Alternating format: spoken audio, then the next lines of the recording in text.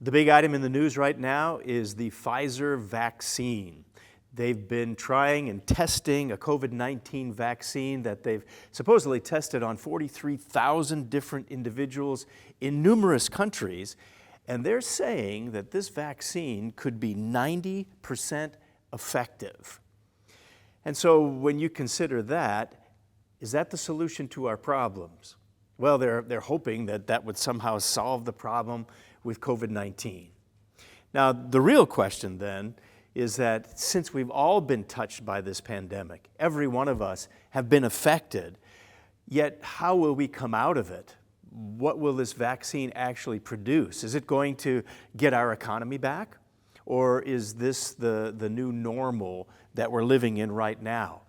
Of course, when we consider that, we can take that a number of ways.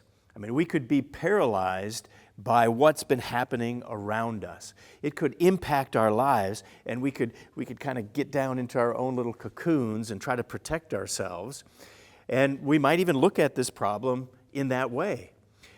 But when we really consider it, isn't it something that we need to go to God about? We need to bring all these things before our great God and lay it before Him, because God is the only one that really knows the ultimate answers. What's going to happen? How is this going to impact our world? What's going to happen to my job? What's going to happen to food supplies? What's going to happen to all the things that are happening around us in our government? Well, a vaccine isn't going to solve all those things. God knows. And so we're reminded of that very fact throughout His Word over and over and over again.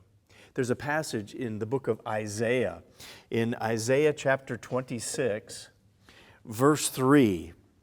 It reminds us of the perspective we need to have. It says, "You will keep him in perfect peace whose mind is stayed on you, because he trusts you."